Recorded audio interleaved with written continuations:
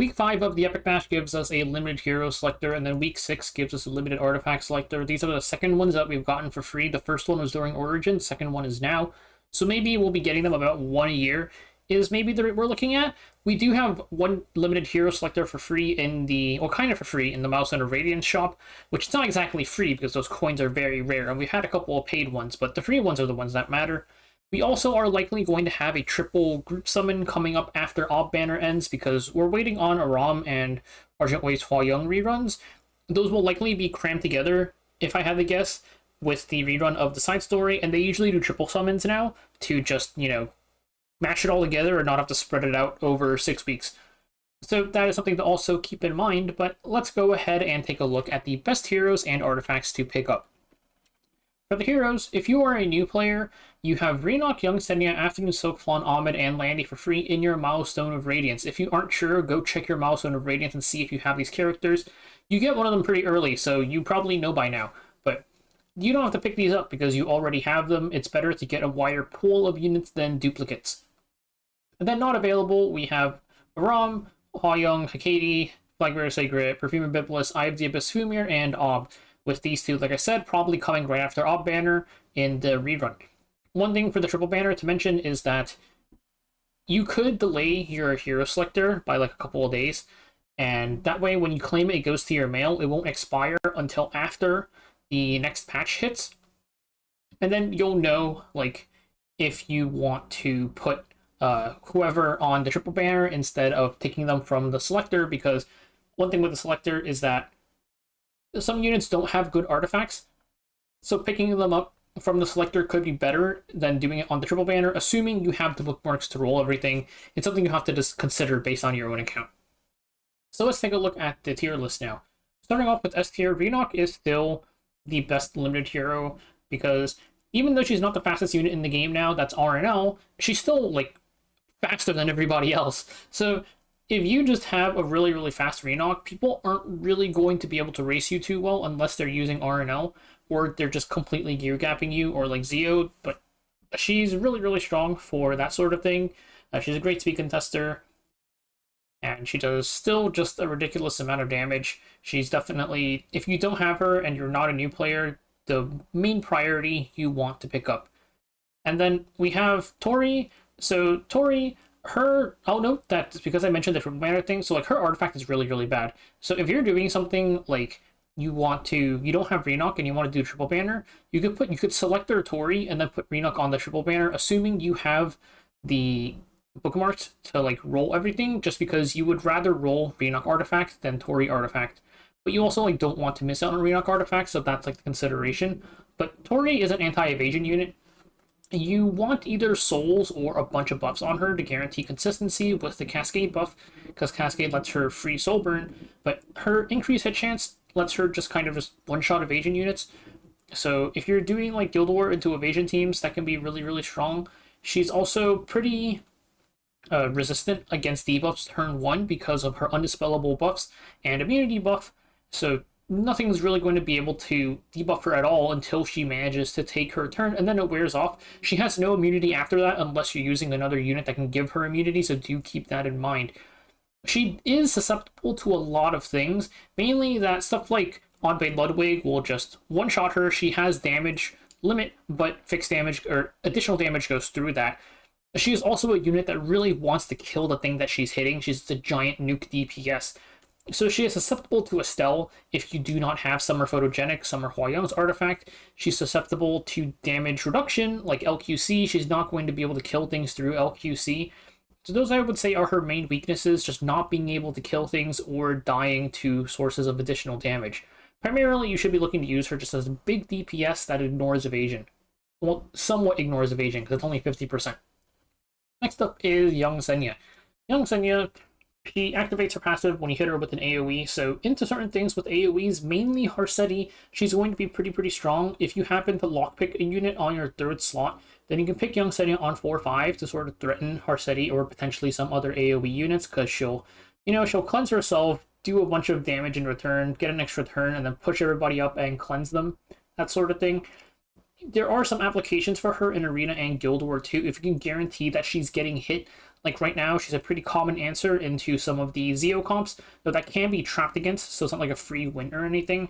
She's just generally a unit that I like a lot because of her synergy with green units. I think just good with green units is such a wide like use case that she has. I think she's going to pretty consistently have decent usage at least, and she still doesn't have an E or anything, so there's potential for her to get even better. And then we have stuff down here you're going to see a lot less frequently. I moved Ahmed down here because she isn't really used that much in RTA anymore. I think there's a lot of better openers for her to use than Ahmed. Her thing is though, if you can guarantee that you're getting turn 1, she is the biggest damage boost in the game because you S2, CR push your whole team, then you S3 her artifact procs, you CR push the highest attack ally, give them greater attack buff, plus also crit damage buff and swift attack. So certain units can, do their damage and then take another turn instantly, or if they don't have a CR push, they'll be really close to getting their next turn if the enemy team isn't all already dead already. But that amount of CR push plus the greater attack buff and crit damage buff is just pretty much unparalleled. She's a great noob stomping unit for stuff like Arena and Guild War. These days, every single defense in Arena and Guild War needs a speed threat of some sort, but if you're in like a lower level and you see people just running full like slow defenses, you can just blast them open with Ahmed. Or if you're fast and you know you can get turn 1, you can still just blast them open with Ahmed. There are some other like cleaves, but she is a somewhat accessible one, being just a limited and not an ML5. And then we have Festivita. So Festivita isn't really as strong as she was before, but she's still a pretty solid debuffer. There's like a bunch of different ways to use her, but the main thing is just her S2 is really, really strong. If you're fighting into something that can proc her S2 by removing her stealth, then she's going to hit them with like a bunch of debuffs, CR pushback, damage. There is a lot of like sort of damage mitigation and bulk damage share, that sort of thing these days. So her S2 I think isn't really going to be killing things that easily, but her debuffs are still insanely strong, and she can be used in like the right situation if you set up for it. Afternoon Soak Flan. She dies, I think, a lot easier these days than when she first came out. There's just so many different ways to kill her. Extra damage, anti-evasion, that sort of thing. But you'll still be able to use her sometimes. You can use her like with Harsetti, just because she's one of the few units that can guarantee an attack with Harsetti, though her CR push won't work. You can't snipe out a unit potentially. There's also I don't think this is like necessarily a very good use case, but you can tune her with Zeo, that sort of thing. I think she's kind of just the unit that you'll use sometimes and not super, super often. Lethe I think she's kind of hard to use in RTA just because she needs to be super, super fast, and that speed gear is probably better used on other units. But she is used in Guild War a decent bit. Those comps aren't necessarily the easiest to run, but she does have a use case there fighting some of the RNL teams, because her S1, when you manage to get the 3 stacks, is extremely strong. It does a ton of damage plus extinction, so if you can guarantee all of those hits, great into Nodos as long as you have the damage to kill him, that sort of thing.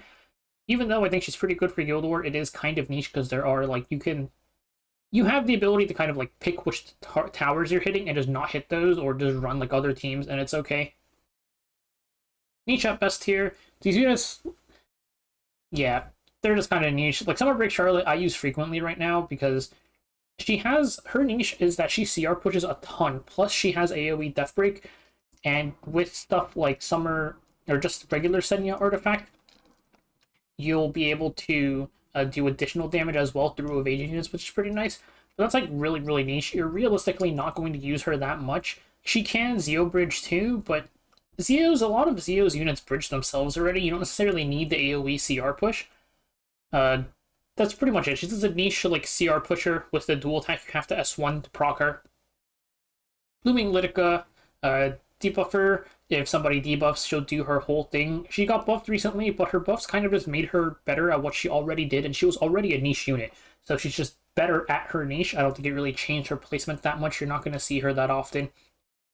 Gal Lilius, big damage on S3.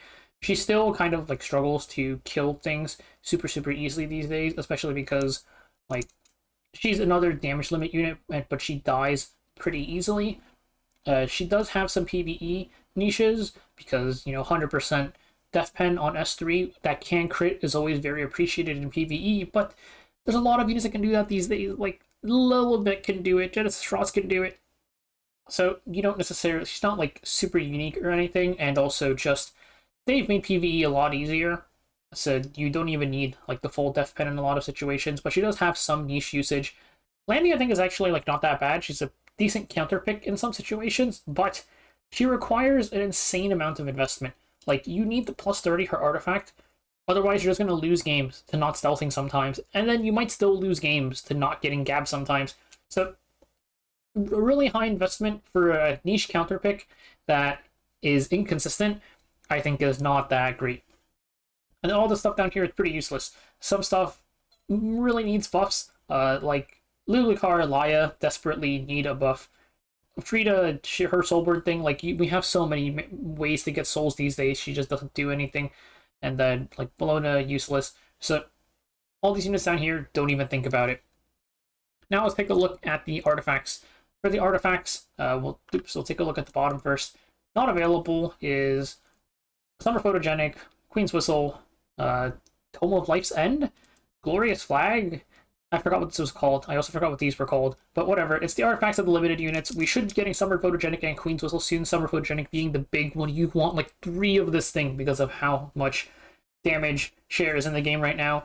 And then all of the collab clone artifacts are not available either. For new players, you have Renock Artifact, Young Senya Artifact, Afternoon Soak Flan, Ahmed, and Landy, all artifacts all available. Take Sweet Miracle. Just take Sweet Miracle. This is Laya's artifact. It's such an insanely good artifact because of its really general effect. It boosts your HP by like 10%, whatever. The important thing is that it has a chance, or if you plus 30 it, it will like get rid of your debuffs on turn 1. It reduces the duration by 1 turn. I think my Dark Corvus is using it. So yeah, it decreases the debuff durations by 1 turn once every 3 turns. This is insane because hard CCs, we don't really have like 2-turn hard CCs that much. There's very few of them. So for the most part, this will generally guarantee you your first turn. And then on certain units like Dark Corvus, who is immune to a lot of hard CCs, this is going to work against stuff like Silence, because Silence is also just 1 turn. So really, really nice on a lot of units. Salome uses it, Dark Corvus uses it, and it's pretty consistently been a good artifact for warriors because of how prevalent debuffs always are in E7. So if you do not have Sweet Miracle, you're probably going to want to take it. The other one is this one down here. These are both free for new units. So one thing with artifacts is you have to keep in mind these are generally paired with certain units. So this thing here, this is Renock's artifact. You pick this if you have Renock and you don't have the artifact and you already have like a bunch of Sweet Miracles. This is for Young Senya. It does have some other usage because it's CR pushes the front line after you take a turn. So you can use that to tune CR in some other setups using Soul Weavers, not necessarily just Young Senya, though she is the primary user. Guiding Light, a lot of Rangers these days have stealth. Guiding Light gives you turn 1 stealth, and you're going to still potentially use this on other units. Like, some people were using it a bit on Oddbade Ludwig last season, just to protect him a bit from certain single target DPS like Tori or Spirit Eye Celine. A lot of openers could potentially use this if you're worried about Zeo, though if you pre-ban Zeo, then it's not really a problem. But despite a lot of, Rangers these days just having their own like built-in stealth mechanics, this can still be pretty useful in some situations. We have Lethe Artifact. This gives you an HP boost and then also a lot of damage on extra attacks. This is used on, well, Lethe, and also Emma Aria can use this, but she does have another build that uses Thorn of the Blue Rose for the Soulburns instead, because, well, that one boosts your Soulburn damage, and Emma Aria Soulburn does quite a bit of damage. So it's not necessarily mandatory on her, it's just, I'm just mentioning it here as a potential usage for it. Afternoon Soak Flan Artifact, it's really just used on her.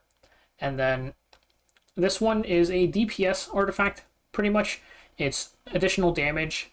I don't remember the amount. I think it's like 2,000, 3,000, something like that, on units after you use an extra attack. some Harsetis, if you're not running the Weakening Crown Stun build, if you're going like a damage Harseti, then this is really good for damage Harseti, just because the damage does add up quite a bit and also a chance to dispel. This is Ahmed's artifact. You only really use this on Ahmed after 2 non-attack skills. You'll CR push the high stack ally and give them crit damage buff. Unfading Memories is Diane artifact, gives everybody a bit of FRES, but also it heals everybody when you take a turn. I think this is pretty decent on Soul Weavers that are just cycling like a bunch of turns that are like decently fast, just like not base speed Soul Weavers basically, and you'll just kind of heal your team a bunch. Full healers is like, you're not going to get too much usage out of this just because there's a lot of other good Soul Weaver artifacts like Idol's Chair or Bird's Eye View for like more offensive ones is what a lot of things lean towards. Like Maid Chloe is a lot weaker right now, but this is used on her. I use this on Chenille right now too, so it's pretty much just a Soul Weaver good healing artifact. Star of the Deep Sea is for Seaside Asaria, who is absolutely useless. The actual user is Pirate Captain Flan, but Pirate Captain Flan has other options. If you have a Renewed Will, you can use that on her. This one is also decent on Pirate Captain Flan if you want to use it on her. Stuff down here is pretty niche usage. This is just FRES stacking artifact for thieves. I don't think we've really had a need for one for quite a while, because even like Kayron goes Shepherd of Chaos now. So this is kind of just like filling out your artifact pool if you really want to, but a lot of these artifacts up here benefit from limit breaks, so that is something to keep in mind. This thing gives you 10 souls at the start of combat on Soul Weavers. The only difference between this and Bird's Eye View is you start with the souls instead of needing to like use your non-attack skill. You need the plus 30 this to get the extra, to get the 10 additional souls to hit 20 after anybody uses a soul rune, which is not worth the investment, so I kind of just treat this as a 10 souls thing. Soul Consolation, the other soul, is kind of power crept by Excommunicant Censor, Ivana's artifact. Like, I find myself wanting like 5 Ivana artifacts, and I have 3 Soul Constellations, and I really don't use them anymore. I'm using them because I don't have enough Ivana artifacts. That's pretty much it. So this is just completely power crept by Ivana artifact. Maybe there's some like really niche use case where you know you're getting debuffed and you want the CR push from the or you want the CR push from like the enemy using a non-attack skill, but I don't think you need more than like 1 these days at most. This is the Blooming Litica artifact. It's only used on her. So here I say this is not fully useless, but not to take it, just because it's like, I don't want anybody arguing with me saying like, well, like this isn't useless. It's pretty useless. Drink, you use it, like it pops up every once in a while. Like we're doing like high damage Briar with Jaceria, like cheese thing. That thing lasted like 2 weeks. It's just, it requires plus 30, way too much investment for a niche artifact. This is Landy's artifact, same thing. Way too much investment for a niche unit and a really niche artifact that only goes on her. This thing, Magic Bowlmaker, you just go Abyssal Crown these days. Abyssal Crown got buffed. Even though this gives extra effectiveness, its debuff chance is only 70%, and the pool is not bad, but stun is just so much more impactful than anything else that I think it's like, it's just worse than Crown. In Draco Plate, this is called We Ran Out of Proof of Valors, or we need 2 Proof of Valors, and we're going to use it for damage reduction. That's pretty much it. And this is I ran out of Thief artifacts, and I'm going to slam this on my Tori or something. So that's pretty much it for the artifact, or the limited hero and limited artifact tier list. Do keep in mind, we do have the triple summon likely coming up, so we'll, do another thing for that. You can kind of combine the selectors with the custom summon, because if you don't have like enough bookmarks to roll everything, maybe you decide like, okay, like I didn't roll Tori off my banner, I'm just gonna take her from the hero selector, save my bookmarks, that sort of thing, and then you can pick up Sweet Miracle with your limited artifact selector.